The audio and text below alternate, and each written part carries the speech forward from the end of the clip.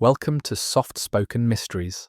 Tonight, we're delving into two of history's most chilling cold cases, murders that span centuries, from ancient Iron Age ritual killings, preserved impossibly in European peat bogs, to a modern mystery in the frozen Siberian wilderness, where 9 experienced hikers met death so bizarre that conspiracy theories still swirl 6 decades later. In our first investigation, we'll journey to the misty, waterlogged bogs of northern Europe, where over 1,000 bodies have emerged from the peat, bodies so perfectly preserved that their facial expressions remain frozen in their final moments. These aren't recent victims. Some are over 2,000 years old, and nearly all show signs of brutal ritualistic murder. Strangled with leather cords, throats slashed, skulls crushed. Some killed 3 different ways, as if one death wasn't enough. Were they criminals? Sacrifices to pagan gods? Failed kings punished for bringing bad harvests? The bog people guard their secrets well, but modern forensic science is finally making them speak.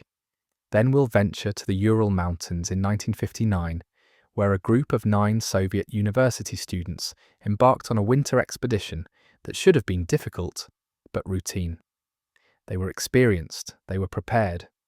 They never came home. When searchers finally found their camp, the tent had been slashed open from the inside. The hikers had fled into the deadly cold, wearing almost nothing. Some were found under a tree, beside a fire they desperately built. Others died trying to crawl back to the tent, and 4 were discovered months later, buried deep in snow, with injuries so severe they seemed impossible without external trauma. Broken ribs, fractured skulls, one missing her tongue and eyes. The official Soviet reports concluded they died from a compelling natural force. But what force? And why did some of their clothing test positive for radiation? So settle in, get comfortable, and let's begin our journey into the darkest mysteries history has left unsolved. Picture this, a peat bog in Denmark. The year is 1950. 2 brothers are cutting peat for fuel, as people in this region have done for centuries. Their shovels slice through the dark, waterlogged earth. Then one of them stops. There's something in the peat, something that shouldn't be there. A face, a human face, perfectly preserved, staring up at them from the ground. The brothers stumble back. This has to be a recent murder. The body looks fresh despite being buried. The skin is leather brown but intact. The features are clear. There's even a rope around the neck, knotted tightly. The leather cord that killed this person, still in place. After all these centuries, the police are called. They arrive expecting to investigate a recent homicide. But as archaeologists examine the body, the truth becomes clear. This isn't a recent victim. The man they found, he's been dead for over 2,000 years. They would come to call him Tollund Man. And he's just one of over 1,000 bodies that northern Europe's peat bogs have surrendered over the past few centuries. These are the bog bodies, and they represent one of archaeology's most disturbing and fascinating mysteries. The preservation is remarkable. Unlike Egyptian mummies, which were deliberately preserved through complex chemical processes, bog bodies are nature's accidental mummies. The unique conditions of peat bogs, the cold temperatures, the acidic water, the lack of oxygen, and the presence of sphagnum moss create a perfect preservation environment. The moss produces a substance that tans the skin like leather. The acid dissolves bones but preserves soft tissue. The result is bodies that look disturbingly fresh, even after millennia. Tollund Man's face is so well preserved that you can see the stubble on his chin. His eyes are closed. His lips are pressed together in what almost looks like a peaceful expression. He's wearing a pointed leather cap made of sheepskin. Around his neck, the braided leather rope that strangled him is still pulled tight. He's naked except for that cap and a leather belt. No other clothing, no shoes, nothing to protect him from the cold. And he's not alone. Hundreds of miles away in Ireland, peat cutters made another discovery in 2003. This time, 2 bodies, found separately in different bogs but both telling similar stories of violent death. The first was a young man, just over 5 feet tall. His hair was still intact, styled upward with an ancient hair gel made of pine resin, a substance that could only have come from Spain or France, suggesting trade networks and wealth. The gel was meant to make him look taller, probably. Forensic analysis showed he'd been a person of status, well-fed, hands that never did hard labour, someone important. They called him Clonycavan Man. He'd been struck on the head with an axe, then disemboweled, then placed carefully in the bog. The second Irish body was even more striking. This man had been a giant for his time, 6 feet, 6 inches tall. His hands were perfectly preserved, showing immaculate fingernails, carefully manicured. His last meal had been rich in meat, another sign of high status. He wore an ornate leather armband decorated with metal designs in the Latene style, the artistic tradition of the ancient Celts. They called him Old Croghan Man. His death was even more brutal. His arms had holes cut through them where ropes had been threaded to restrain him. He'd been stabbed repeatedly.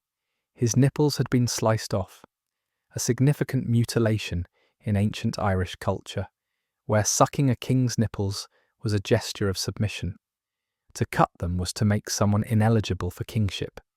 Then he'd been cut in half. His body had been placed at a border between ancient territories, staked down in the bog, and across northern Europe, the pattern repeats. Germany, Netherlands, Denmark, England, everywhere that peat bogs formed during the Iron Age, bodies have emerged.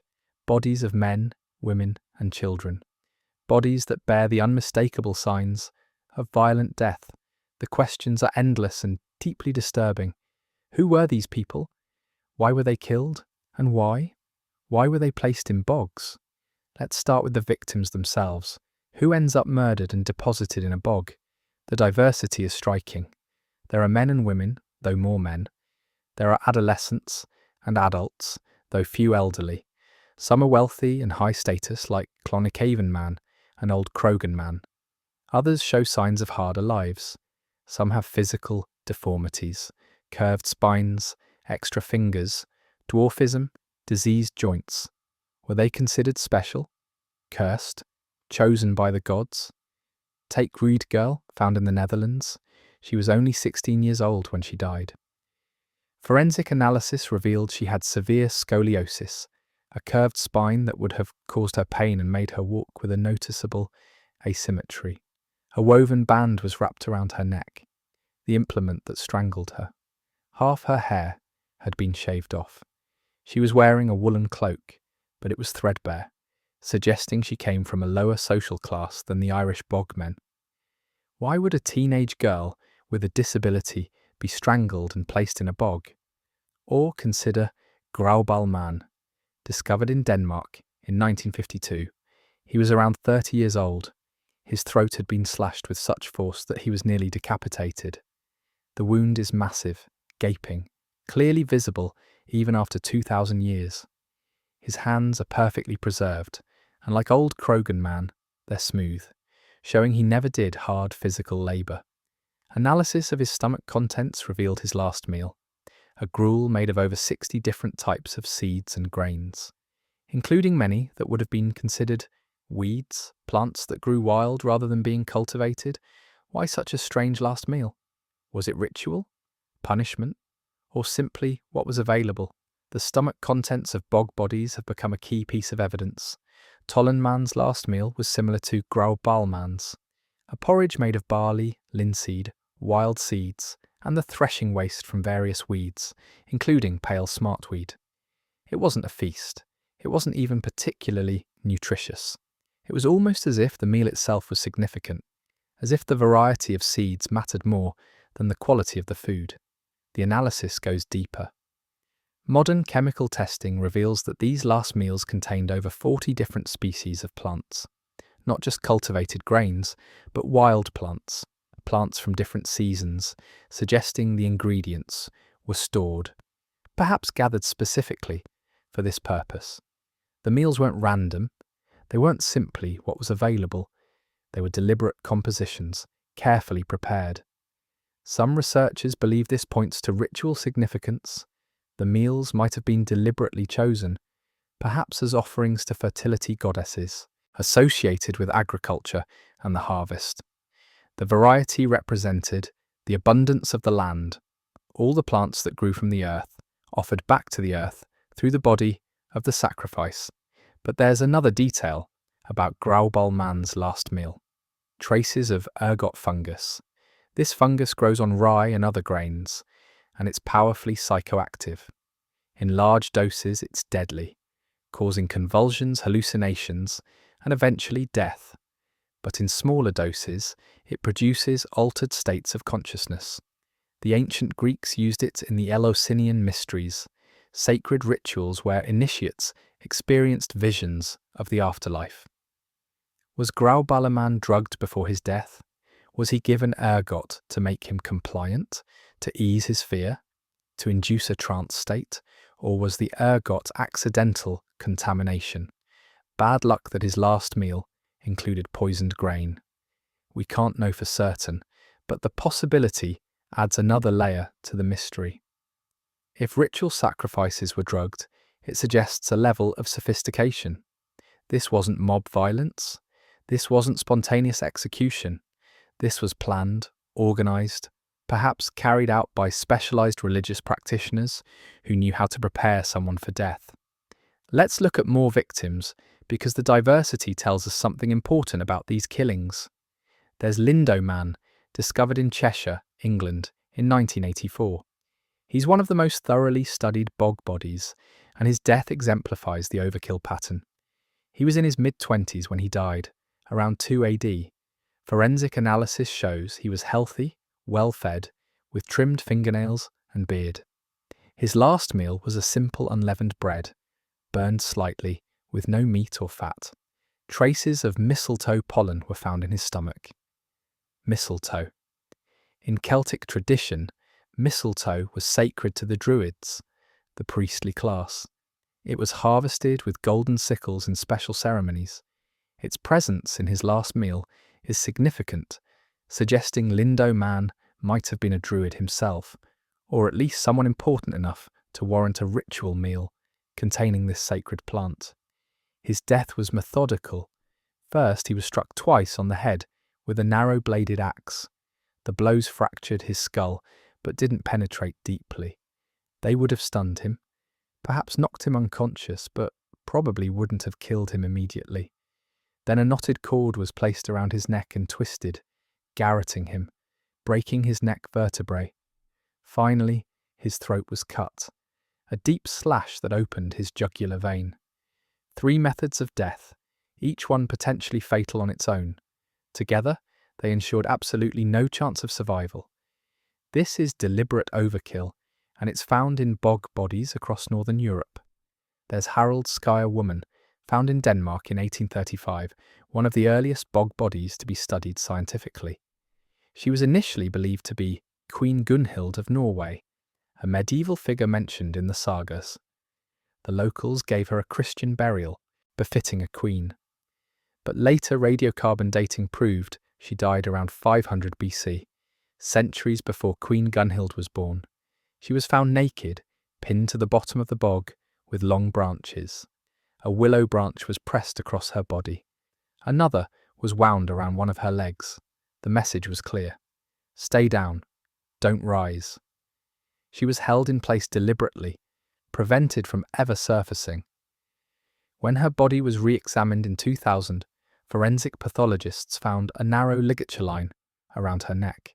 She'd been garroted, strangled with a cord or rope that left a distinct mark on her preserved skin. But she wasn't killed in the bog. She was strangled elsewhere and then brought to the bog for deposition.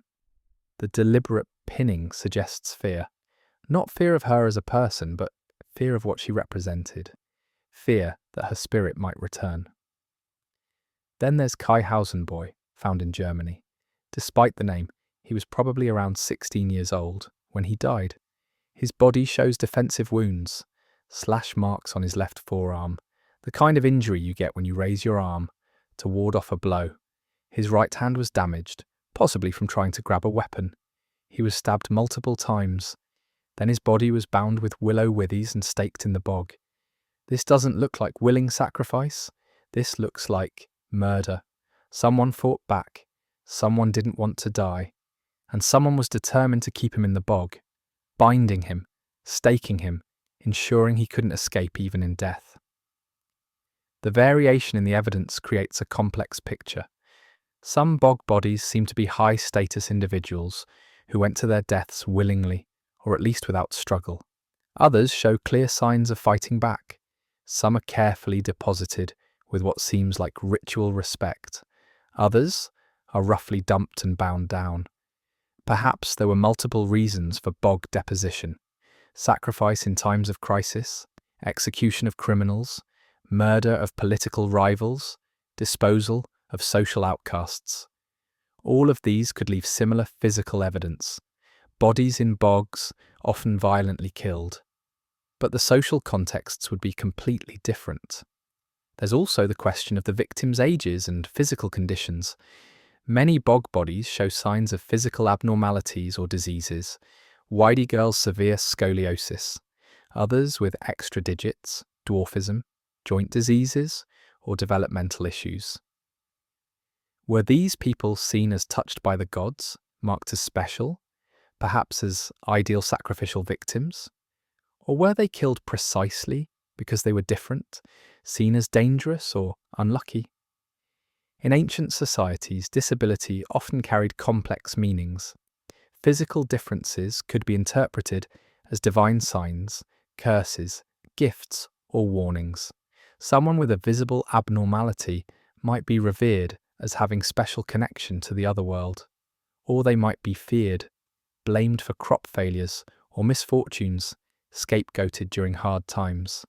The bog itself is key to understanding these deaths. Why the bog? Specifically, why not just kill someone and leave the body in a field or forest? Why go through the effort of transporting a body to a bog, pinning it down, ensuring it stays submerged in the waterlogged peat? But let's address the violence, because that's what makes bog bodies so deeply disturbing. The methods of killing are remarkably consistent across time and geography, suggesting a shared cultural tradition. Strangulation is the most common. Leather cords, braided ropes, woolen bands, wrapped around the throat and pulled tight. Tollund Man, white girl, Lindow Man from England, Harold Scare woman from Denmark, all strangled. But strangulation is often just the beginning. Lindow Man, whose preserved body is displayed at the British Museum, shows what archaeologists call overkill. He was struck twice on the head, hard enough to fracture his skull, but probably not hard enough to kill him outright. Then he was strangled with a cord, pulled so tight it broke his neck. Then, while he was dying, or perhaps already dead, someone slit his throat from ear to ear. 3 different methods of death. Why? Grauballe Man had his throat cut and possibly sustained a blow to the head. Old Croghan Man was stabbed, mutilated, and cut in half. Clonycavan Man was axed in the head and disemboweled. Some victims were beheaded entirely. Osterby Man, found in Germany, is just a head. The rest of his body never recovered. The head had been staked to the bottom of the bog in a leather bag. This is overkill. This is deliberate excess. And it points to something more complex than simple murder. The oldest written account we have comes from the Roman historian Tacitus, writing around 98 AD. In his ethnographic work Germania, he described the customs of the Germanic tribes living beyond Rome's northern borders. According to Tacitus, these tribes killed cowards, shirkers, and those guilty of deeds of shame, adultery, for instance, or other moral transgressions, and buried them in bogs, pressing them down with hurdles and stakes. This description matches some bog body evidence. Many are found pinned down, with wooden stakes driven through them or wooden hurdles laid over them, preventing the bodies from floating up through the waterlogged peat. But Tacitus also describes sacrifices. He mentions the cult of Nerthus, an earth goddess, Her priests would wash her sacred idol in a secluded lake, and afterward, the slaves who performed the washing would be ritually drowned in the same sacred waters, sent to the goddess as offerings. For decades, archaeologists debated two competing theories. Were bog bodies criminals, executed and disposed of in shameful burials? Or were they sacrifices, offerings to gods of fertility and harvest? Modern forensic analysis suggests both might be true, or neither, or something more complex. The evidence for sacrifice is compelling. The high-status victims, the manicured hands, the expensive possessions, the careful deposition, don't fit the profile of criminals being disposed of. Old Croghan Man wore valuable jewellery.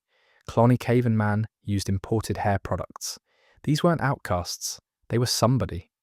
Perhaps they were chosen specifically because they were important. Perhaps their deaths were meant to appease gods during times of crisis.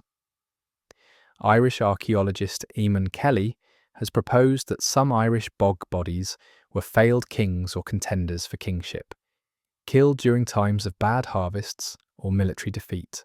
In ancient Irish society, the king was ritually married to the land itself, to the goddess of sovereignty. If the land failed to prosper, if crops failed, if cattle died, if battles were lost, the king was held personally responsible. His death, violent and ritualized, might restore the land's fertility. The mutilation of old Croghan Man's nipples supports this. In medieval Irish law, and possibly extending back to the Iron Age, a would-be king could be made ineligible for the throne through physical mutilation.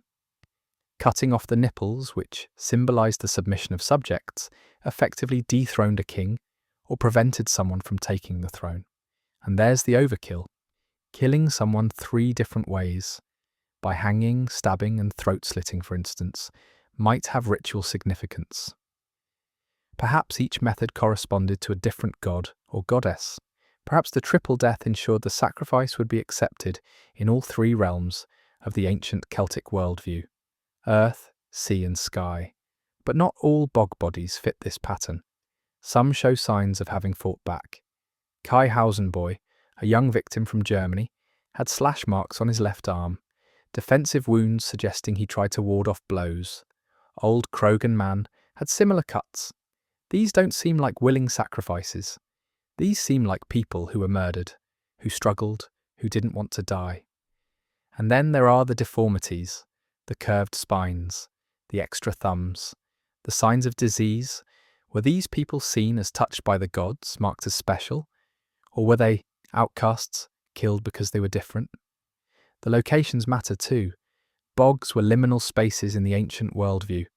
Not quite land, not quite water, not quite earth, not quite sky.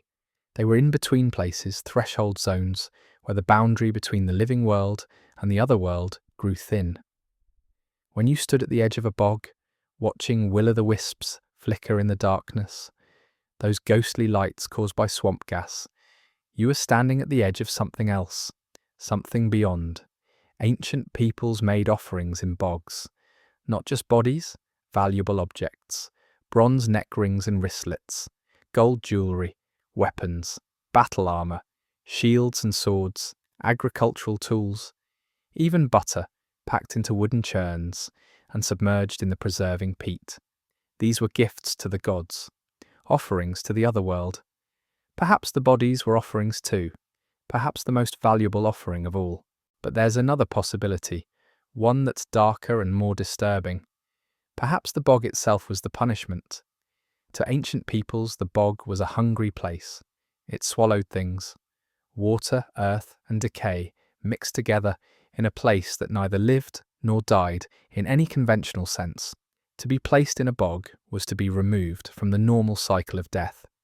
Cremation was the standard burial practice in Iron Age Denmark. But bog bodies weren't cremated. They were left whole, pinned down, prevented from ever rising. If you believed in an afterlife, if you believed your body needed to be properly cremated to release your spirit, then being staked down in a bog was a terrible fate. You'd be trapped, held between worlds, neither properly dead nor able to return to life. a ghost stuck in the earth. Some archaeologists believe bog bodies were people who transgressed so severely that they couldn't be given normal burials. The bogs were for those who didn't deserve to join their ancestors, the socially unacceptable, the morally contaminated, those who had brought shame or danger to their communities. But here's where it gets complicated. Some bog bodies show both evidence of high status and brutal violence. Some have expensive possessions and signs of careful deposition alongside evidence of having fought back. Some seem to be ritual sacrifices placed at important locations, while others seem carelessly dumped. The truth might be that there isn't one explanation. Bog bodies span over 2,000 years of history. They come from different cultures in different regions.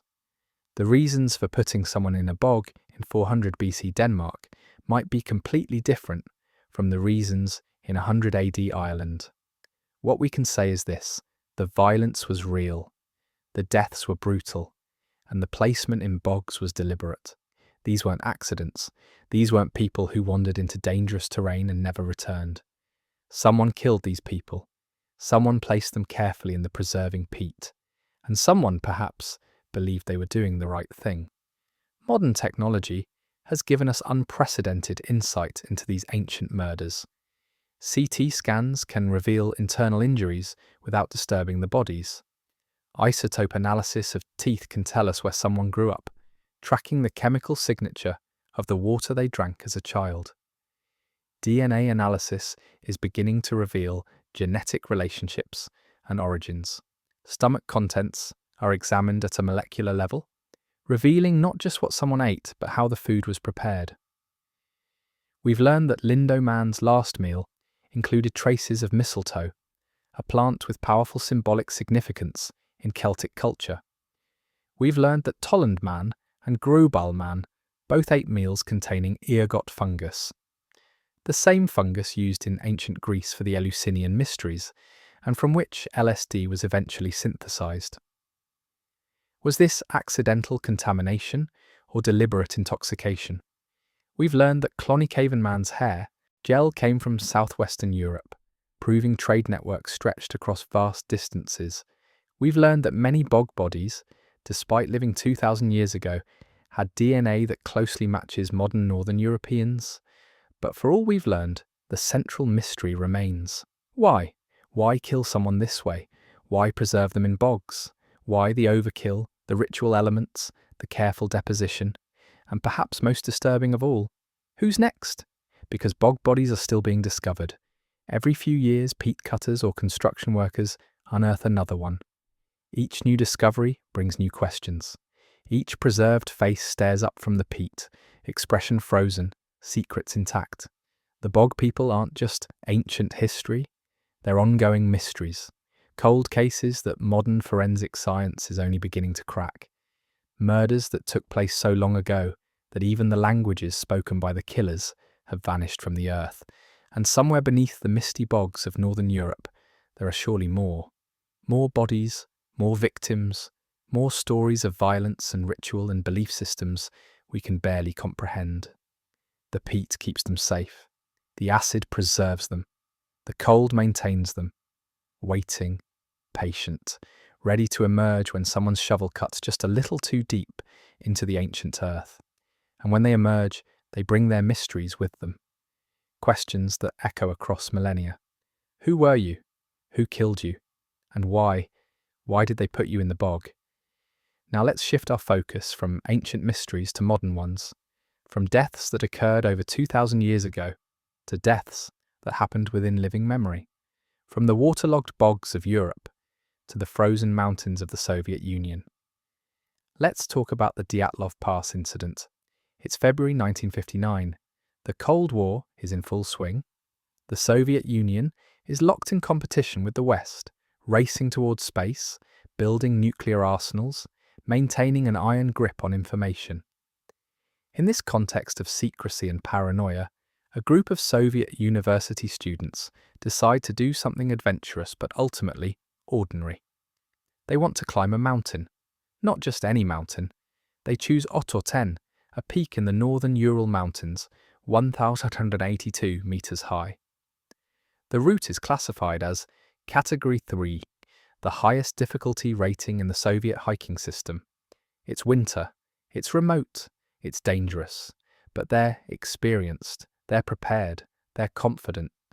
The leader is Igor Dyatlov, a 23-year-old engineering student at the Ural Polytechnical Institute.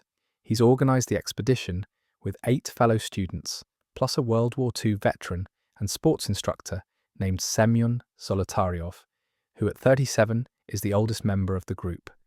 2 women are part of the expedition, Zinaida Kolmogorova and Lyudmila Dubinina. Everyone else is male, all in their early 20s, all experienced in winter hiking and camping. They're not naive. They're not unprepared. These are serious outdoors. Enthusiasts, several of them certified for the highest levels of mountain tourism in the Soviet system. The expedition begins well enough. They travel by train to Ivdel, then by truck to Vigi, the last inhabited settlement in the region. From there, they begin their march toward Ototen on January 27th. On January 28th, one member of the group, Yuri Yudin, falls ill. His sciatica flares up badly enough that he's forced to turn back. He's the last person to see the others alive. Years later, he'll describe himself as the luckiest man alive, saved by bad back pain. The remaining 9 continue into the mountains. They're not isolated. They keep a journal and take photographs. They document their progress, their campsites, their meals. Everything seems routine. Difficult, yes. Cold, absolutely. But manageable. This is what they trained for. On February 1st, they establish a cache of excess supplies and food on a platform in the forest, a camp base called a labaz. They're lightening their loads for the final push toward Ototen. That afternoon, around 5 p.m., they set up camp on the slope of a mountain called Kholat Shakal. In the local Mansi language, Kholat Shakal means dead mountain. The slope they choose isn't ideal. It's exposed to wind. It's steeper than most campsites. But it's late in the day, and they need to stop. They pitch their tent, a large 9-person tent designed for winter conditions. They have dinner around 6 or 7 p.m., and then something goes catastrophically wrong. Something happens that night. Something that makes 9 experienced winter hikers, people who know that going into a Siberian winter night without proper clothing means certain death, cut their way out of their tent from the inside and flee into the darkness, wearing almost nothing. They don't grab their boots, they don't grab their coats, some are in their underwear, some in socks, one has a single shoe. They run down the mountain slope, away from the tent, toward the tree line 1.5 kilometers away, and they never come back. When Igor Dyatlov doesn't send the expected telegram to his sports club by February 12th, no one is immediately concerned. Dyatlov had told Yudin he expected the trip might run longer than planned. But as days pass with no word, families begin to worry. By February 20th, search and rescue operations begin. On February 26th, searchers find the tent. It's partially collapsed, buried by snow, but structurally intact. There's no damage from avalanche or external force. But there are cuts in the fabric, long slashes, not cuts going into the tent from outside, cuts going out from inside. Someone took a knife and slashed their way out of their own tent. Inside the tent, everything is still there. Boots, coats, supplies. The tent is warm enough for sleeping, well designed for winter conditions. There's no sign of what would make experienced campers abandon it so desperately. Outside, the searchers find footprints, 8 or 9 sets of footprints left by people wearing socks, a single shoe, or completely barefoot. The prints lead downslope toward the forest. After 500 meters, they're covered by wind-blown snow. The searchers follow the tracks toward the tree line. At the forest edge, under a large cedar tree, they find the first 2 bodies, Yuri Doroshenko and Yuri Krivonishchenko. Both young men, both dressed only in their underwear, both dead. Near them are the remains of a fire. Someone built a fire and tried to stay warm. Branches on the cedar tree are broken up to 5 meters high, suggesting someone climbed the tree, perhaps looking back toward the tent or trying to gather firewood. Both bodies show livor mortis, the pooling of blood after death, on their backs, but they're found lying face up. Someone moved them after they died. Over the next several days, 3 more bodies are found on the slope between the cedar and the tent. Igor Dyatlov, 300 meters from the cedar, apparently trying to crawl back toward the tent. Zinaida Kolmogorova, 630 meters from the cedar. Rustem Slobodin, 480 meters from the cedar. All 3 are better dressed than the first 2, suggesting they took clothing from those who had already died. They were trying to return to the tent. They were trying to survive. They died of hypothermia, their bodies giving out in the brutal cold before they could make it. But 4 hikers are still missing. The search continues through February and into March with no trace. Then, in May, as the snow begins to melt, a search dog finds a trail of cut branches leading away from the cedar tree. 50 meters from the cedar, searchers find pieces of clothing, black cotton sweatpants with the right leg cut off, half of a woman's light brown wool sweater, the right half and sleeves removed. They're near something. They start probing the area more carefully, digging through the melting snow, and 4 meters below the surface, buried in a small ravine, they find them. The last 4 bodies, Lyudmila Dubinina, Alexander Kolevatov, Semyon Zolotaryov, and Nikolai Thibaut Brignol. They're lying close together in what appears to be a snow den, a shelter they dug or found and tried to use for warmth. But unlike the others, who died of hypothermia, these 4 have injuries, severe injuries, injuries that seem impossible given the circumstances. Lyudmila Dubinina has massive chest trauma. Her ribs are broken, her heart is hemorrhaged. Forensic pathologists compare the force required to her injuries to the impact of a high-speed car crash. Her tongue is missing, her eyes are missing, soft tissue around her face is gone. Semyon Zolotaryov has similar chest injuries, multiple fractured ribs, massive internal trauma. He's also missing his eyes. Nikolai Thibaut Brignol has a fractured skull, a depression in his temporal bone consistent with a heavy blow. Alexander Kolevatov has a neck deformation and an open wound behind his ear. And here's what makes it inexplicable. There are no external wounds. The skin is intact. Whatever caused these internal injuries didn't break the skin. The examining pathologist writes that the force required would be similar to what a car crash victim might sustain. But there are no cars on Kholat Shakhl. There's no evidence of a fall from height. No evidence of an avalanche powerful enough to cause this kind of trauma. Let's examine the injuries more carefully, because they're crucial to understanding what happened. Lyudmila Dubinina's autopsy report is particularly disturbing. Her chest showed massive hemorrhaging. Ribs 2 through 7 on the right side were fractured. The force had compressed her chest with enormous pressure. Her heart showed hemorrhaging in the right atrium. These aren't injuries you get from falling or from cold. These are crush injuries, the kind that require significant force applied to the torso. But here's what's strange. Her arms showed no defensive fractures. If she'd fallen from height or been struck by something, you'd expect her to raise her arms to try to protect herself. You'd see fractured radius or ulnar bones, classic defensive injuries. But her arms were intact. Whatever crushed her chest happened too quickly for her to react, or she was already incapacitated when it occurred. The missing tongue and eyes have generated endless speculation.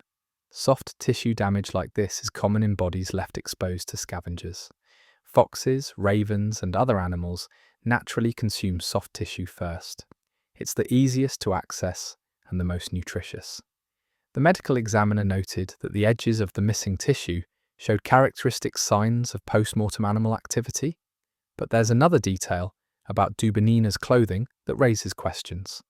She was wearing pieces of clothing that had been cut from other hikers' bodies, specifically pieces from Krivanishchenko and Doroshenko, the 2 found under the cedar tree. This means she survived long enough after their deaths to remove their clothing. She was conscious and thinking clearly enough to recognize that she needed more insulation against the cold. This is important. It suggests that the 4 found in the ravine weren't killed immediately when they left the tent. They survived for some time, long enough to witness 2 of their companions die and to scavenge clothing from the bodies, long enough to dig or find a snow den and take shelter. Hours, possibly, maybe longer. Semyon Zolotaryov's injuries were similar to Dubinina's: fractured ribs on the right side, massive internal hemorrhaging. But Zolotaryov was the oldest member of the group, 37 years old, a World War II veteran. He'd survived the Eastern Front, one of the bloodiest theatres of the war. He knew survival. He knew how to stay alive in desperate situations. And yet, he died in this snow den, with these crushing injuries. His body was found with a camera around his neck. The film was later developed, but the images showed only the ordinary scenes of the hike. Nothing unusual, nothing that would explain what happened. But the fact that he was wearing the camera suggests he might have been one of the last to leave the tent, might have grabbed the camera thinking he'd document whatever was happening. Nikolai Thibault-Brignol had the skull fracture, a depressed fracture of the temporal bone, the kind that comes from a significant blow to the head. Not subtle, not minor, an injury that would likely have rendered him unconscious or at least severely disoriented. Could he have hit his head on a rock while fleeing in the dark? Possibly. But there's no evidence of the kind of scalp laceration you'd expect from striking a sharp surface. The impact that fractured his skull seemed to have been delivered through something soft, snow perhaps, or clothing, cushioned enough not to break the skin, but forceful enough to break bone. Alexander Kolovatov's injuries were less severe, but still significant. The deformed neck, the wound behind his ear. Some researchers suggest he might have been the last to die, that he survived watching his 3 companions perish in the snow den before succumbing himself to cold and injuries. Now let's reconstruct the timeline more carefully, based on the evidence. February 1st, late afternoon. The group sets up camp on the slope of Kholat Syakhl. The location isn't ideal, but it's late in the day and they need to stop. They cut a platform into the snow to level their tent, creating an artificial ledge on the slope. This cutting disturbs the snowpack, though they don't realise it. They pitch their tent, eat dinner, settle in for the night. Some diary entries are made. Everything seems routine. February 1st, approximately 9:11 p.m, something happens. We know it's night time because the photos on their cameras show them preparing for bed. Most are in sleeping clothes or underwear. Some have removed their boots. They're settling down to sleep. Then something makes them panic. All 9 people simultaneously decide that staying in the tent means certain death and fleeing into the sub-zero night in their underwear is preferable. This is key. Experienced mountaineers don't abandon shelter unless they believe something even more deadly is imminent. What could cause that level of panic?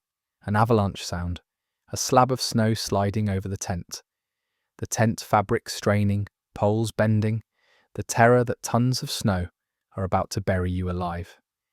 In that moment of panic, rational thought narrows to a single imperative: get out. Get out now. You grab a knife and you slash through the tent wall because the entrance is blocked or too slow, and you get out. They flee downslope. The standard safety response to avalanche danger: get away from the slope, reach the trees. Trees mean no avalanche path. They run 1.5 kilometers, stumbling through snow in their socks and underwear, driven by adrenaline and fear. Some lose their single boot. Some are already starting to experience the first effects of cold. They reach the cedar tree. They're 1.5 kilometers away. That should be safe. They can't go back to the tent immediately. What if another avalanche comes? What if the first slab was just the beginning? They need to wait. They need to see if it's safe. So they do what experienced outdoors people would do. They start a fire. Some gather wood. Someone climbs the cedar tree, breaking branches up to 5 meters high, possibly to see back toward the tent or to gather more wood for the fire. The fire is small, but it's heat, it's survival. But they're already in trouble. They're soaking wet from the snow. They're inadequately clothed. The temperature is -25 to 30 degrees Celsius, maybe colder with wind chill. They're burning calories fast, trying to stay warm. The fire helps, but it's not enough. Yuri Doroshenko and Yuri Krivonishchenko stay by the fire. They're tending it, feeding it, trying to keep it going. The others make different decisions. Dyatlov, Kolmogorova, and Slobodin decide to try returning to the tent. Maybe enough time has passed. Maybe it's safe. Maybe they can retrieve proper clothing and equipment. They start the trek back upslope. Dubinina, Zolotaryov, Kolivatov, and Thibaut Brignol make a different choice. They dig or find a snow den, a shelter closer to the cedar. They'll wait there, in better shelter than the open air, more protected than those by the fire. Hours pass. The cold is relentless. By the fire, Doroshenko and Krivonishchenko are losing their battle with hypothermia. Their body temperature drops. Confusion sets in. Eventually, they lose consciousness. They die beside their small fire. The heat too little, too late. Dubinina and the others in the snow den realize their companions have died. They venture out, remove clothing from the bodies, wrap themselves in additional layers. Every bit of insulation matters now. They return to their snow den. Meanwhile, upslope, Dyatlov, Kolmogorova, and Slobodin are trying to reach the tent. But they're fighting an impossible battle. They're already hypothermic. They're exhausted. The distance is too far. The cold is too severe. One by one, they collapse. First Dyatlov, 300 meters from the cedar. Then Slobodin, 480 meters. Finally, Kolmogorova, 630 meters. The one who made it furthest towards safety. All three die on the slope, bodies found in positions suggesting they were trying to crawl, trying to keep moving, trying to survive. In the snow den, time is running out. The four have more clothing now, scavenged from the dead. They have shelter, but they've been exposed to the cold for hours. They're hypothermic, exhausted, possibly injured from the initial scramble down the mountain. And then the den collapses. Maybe the weight of accumulating snow becomes too much. Maybe the structure they've dug into is unstable.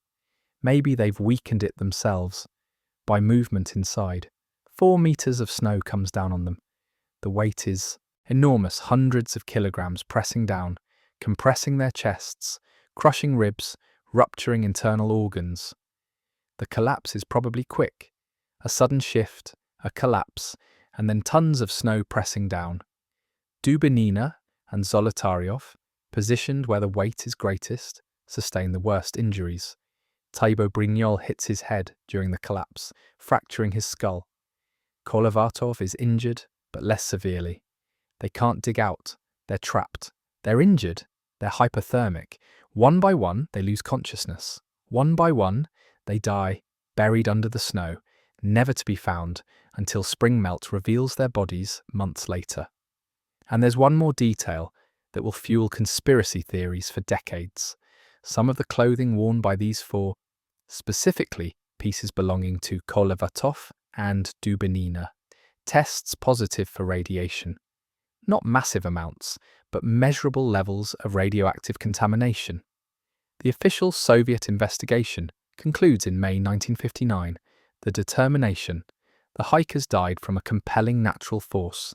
The case is closed, the files are classified, and the theories begin. What natural force makes experienced winter campers flee their tent? What natural force causes internal injuries without external trauma? What natural force explains the radiation? Let's examine the theories, from the mundane to the fantastical. Theory 1. Avalanche or snow slab. This is the current official Russian government position, reached after they reopened the investigation in 2019. The idea is that a slab of compacted snow slid down over the tent during the night.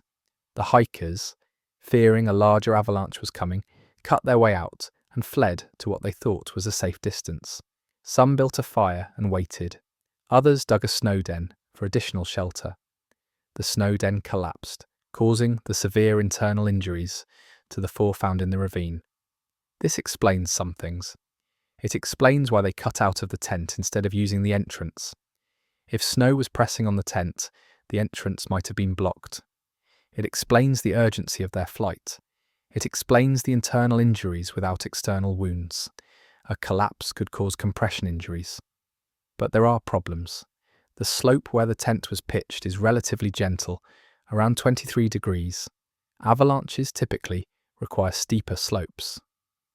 When searchers found the tent, there was no evidence of massive snow disruption. The tent was still standing, held up by a ski pole, just partially collapsed by accumulated snow. If an avalanche had occurred, the tent should have been completely buried or destroyed. And why would experienced mountaineers, after fleeing from an avalanche danger, not return to the tent once they'd confirmed it was safe? Why stay away all night in deadly cold rather than retrieve proper clothing and equipment? Theory 2. Hypothermia-induced paradoxical undressing. When humans experience severe hypothermia, the body's thermoregulation can fail dramatically. Blood vessels that have been constricted in the extremities suddenly dilate. This causes a rush of blood and a sensation of burning heat. Victims of severe hypothermia sometimes remove their clothing, convinced they're overheating, even as they freeze to death. This explains why some hikers were found in their underwear. It explains the apparent irrationality of their actions, but it doesn't explain the initial flight from the tent.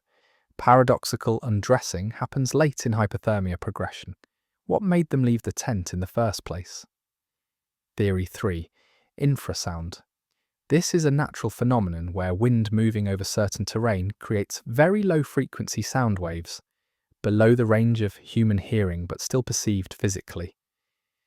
Infrasound can cause feelings of dread, panic, and disorientation. Some researchers suggest wind flowing over Clonycavan's terrain might have generated infrasound that drove the hikers to panic and flee. This would explain the apparent irrationality. It would explain why they all fled together, why none stayed behind. If everyone was experiencing the same terror-inducing phenomenon, they might all make the same seemingly irrational choice. But again, the injuries. Infrasound doesn't cause fractured ribs and crushed chests. Theory 4. Military testing. This is where we enter conspiracy territory, but it's not entirely unfounded. The Ural Mountains in 1959 were remote, but not uninhabited. Soviet military installations existed in the region. Nuclear tests had occurred relatively nearby. 2 years before, the Kishtim disaster, a massive nuclear accident, had contaminated areas of the southern Urals. Some researchers point out that several hikers' photos show strange orange lights in the night sky. Other hikers in the region around the same time reported seeing bright, spherical objects flying over the mountains. Could the Dyatlov group have witnessed something they shouldn't have? Military testing? A missile malfunction? Could radiation or pressure waves from an accident have caused their injuries and their panic? This would explain the radiation on some clothing. It would explain the Soviet government's quick closure of the case and classification of files. It would explain the strange lights, but it requires believing the Soviet military killed 9 of its own citizens and then covered it up so completely that no evidence has emerged in 65 years. Theory 5. The ridiculous. Yetis, aliens, secret weapons, wormholes. The Dyatlov Pass incident has attracted every possible paranormal explanation. Some theorists point to the Mansi name for the mountain, Dead Mountain, suggesting local peoples avoided it for a reason. Others point to the radiation as proof of otherworldly involvement. These theories can be largely dismissed, but they show how deeply unsettling the incident remains. When the rational explanations seem insufficient, people reach for the irrational. So what really happened on Clonycavan? Recent scientific analysis suggests the avalanche theory might actually work, with specific modifications. In 2021, 2 Swiss researchers published a detailed study examining how a delayed slab avalanche could occur on a relatively gentle slope. They argued that by cutting a platform into the snow to pitch their tent, the hikers inadvertently created a weak point. Katabatic winds, cold air flowing downslope, accumulated more snow on the slope above the tent throughout the evening. Hours later, this additional weight, combined with the weakened snow structure, caused a slab to release, sliding over the tent. The slab wouldn't have been massive. It wouldn't have buried the tent entirely, but it would have created a terrifying sound and pressure, possibly injuring some hikers inside and convincing everyone that a larger avalanche was imminent. They cut their way out because the entrance was blocked by snow and the slab was still pressing on the tent. They fled downslope to the tree line, the textbook safe distance from avalanche danger. Some started a fire while they waited to see if it was safe to return. Others dug a snow den for additional shelter. But the cold was too severe. Time passed. Hypothermia set in. Some lost their boots in the initial scramble. Some gave their clothing to others who needed it more. Some tried to climb the tree for a better view of the tent, breaking branches.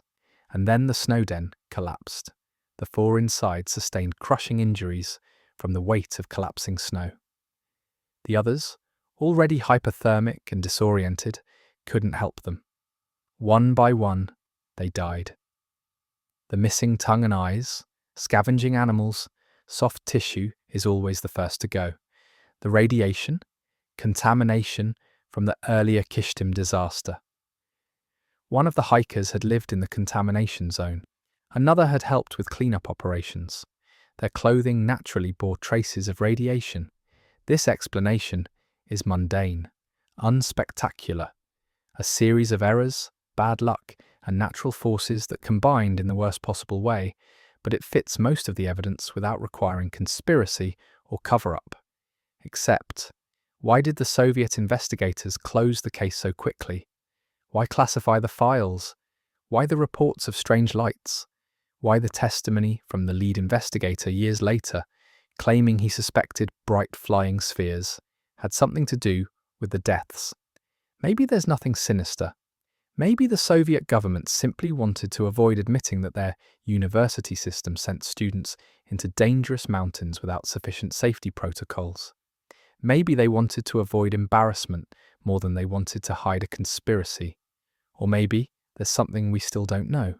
Something in those classified files that hasn't been released even now. Something that would explain the inconsistencies. What we do know is this. 9 people went into the Ural Mountains in February 1959. 9 experienced, outdoors people who should have been able to handle the conditions. And all 9 died under circumstances so bizarre that 65 years later we're still arguing about what happened.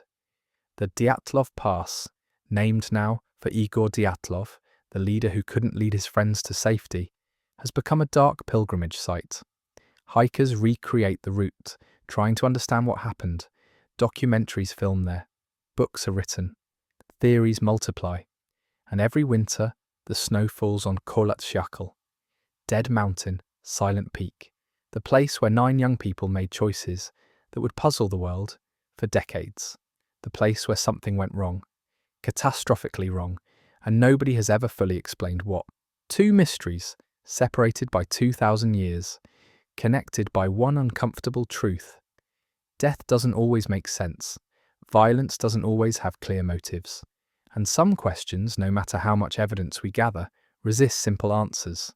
The bog bodies lie in museums now, their preserved faces on display. Tollund Man's serene expression, Grauballe Man's gaping throat wound, old Croghan Man's manicured hands, White Girl's scoliosis curved spine.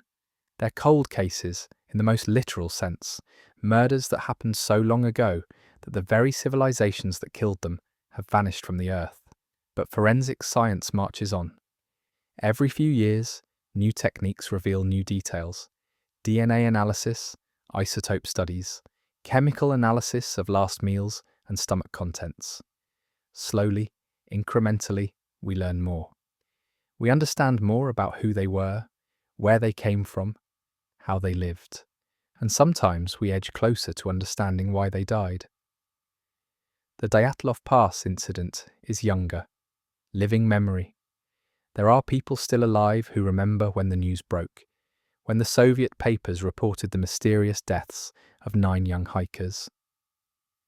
The sole survivor, Yuri Yudin, lived until 2013. He spent the rest of his life haunted by survival, wondering why his sciatica saved him, trying to understand what happened to his friends. In 2016, a memorial plaque was placed in his honour in his hometown. In 1999, the Dyatlov Foundation was established to preserve the memory of the dead hikers and continue investigating the case. The mountain pass itself is named for Igor Dyatlov, ensuring his name will be remembered as long as people hike in the Urals. But remembering isn't the same as understanding. Memorials don't provide answers, plaques don't explain mysteries, and maybe that's fitting. Maybe some mysteries are meant to remain mysterious. Maybe the lesson isn't in the answer, but in the question itself.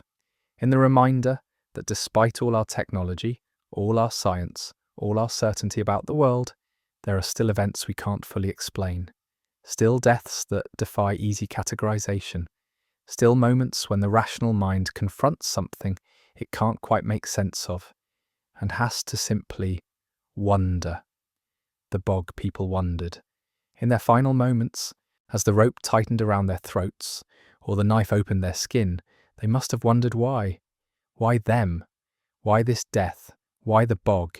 Their last thoughts are lost to time, but the questions remain. The Dyatlov hikers wondered too, as they fled their tent into the deadly cold, as hypothermia clouded their thoughts, as they tried desperately to survive.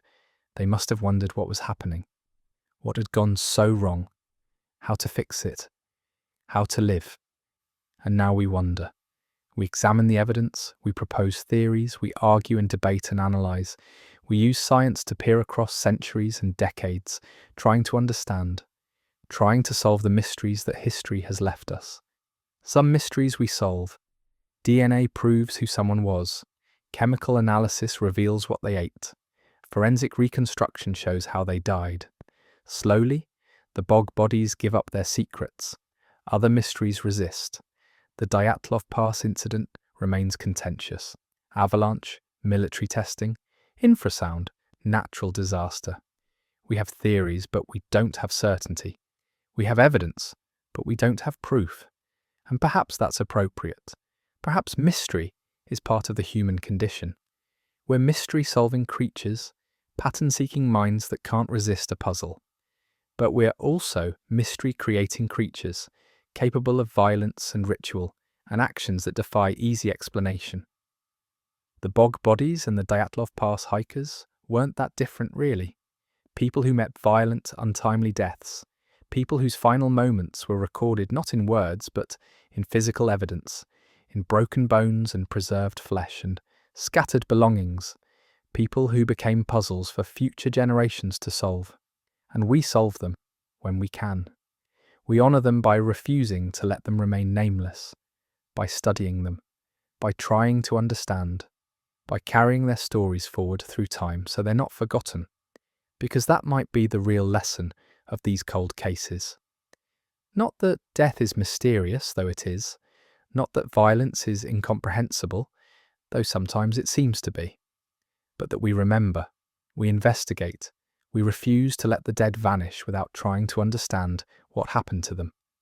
The peat bogs preserve bodies, the cold mountains preserve evidence, and we preserve memory.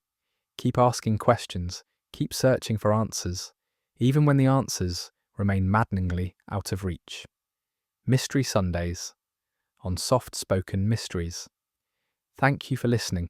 Tomorrow brings Epic Tuesdays, where we'll explore legendary achievements and against-the-odds victories that changed history.